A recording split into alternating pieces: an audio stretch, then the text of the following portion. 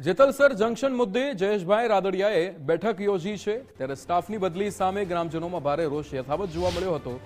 Lobby shift કરવાના નિર્ણયનો ગ્રામજનો દ્વારા વિરોધ થઈ રહ્યો છે। અગાઉ રેલવે સમિતિ બનાવી ધરણા આંદોલન યોજાયા હતા ત્યારે મંત્રીના આશ્વાસન બાદ આંદોલન થોડા સમય માટે સ્થગિત થયું। ધારાસભ્ય જયેશભાઈ રાદડિયાએ રેલવે જીએમને ચીમકી આપી હતી। ચીમકીનો સમય પૂર્ણ થતા ધારાસભ્યએ સ્થિતિની સમીક્ષા કરી હતી। પશ્ચિમ રેલવેના જીએમ સાથે સતત સંપર્કમાં છે। સ્ટાફની બદલી પ્રક્રિયા શરૂ થઈ હોવાનું જયેશભાઈનું નિવેદન હતું। તેમણે કહ્યું કે વિલંબ થશે તો ફરી ઉગ્ર આંદોલન કરીશું। આવનારા દિવસોમાં નિરાકરણ નહીં આવે તો આંદોલન થશે। જેતલસર જંકશનનું મહત્વ યથાવત રાખવાના પ્રયાસ કરવામાં આવી રહ્યા છે।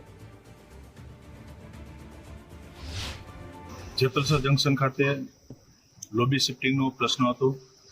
જેતલસર જંકશન રેલવે બચાવ સમિતિ અને આ જગ્યા ઉપર ગામ લોકોએ ઉપવાસ પણ કર્યા હતા।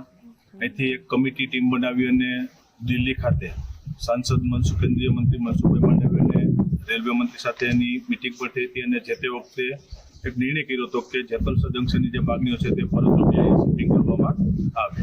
મેં જીએમ અને ડીઆરએમની હાજરીમાં અંદર કીધું હતું, ગામ લોકોની પણ હાજરી હતી કે 10 દિવસની અંદર એનો નિર્ણય ન થશે તો હું ધારાસભ્ય તરીકે આંદોલન કરીશ।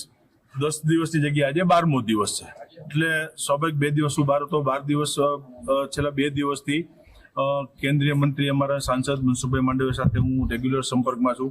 2 દિવસથી જીએમ પણ અમારી સાથે સંપર્કમાં છે અને અત્યારે પોઝિટિવ વાત તરફ અત્યારે આગળ વધી રહ્યા છીએ।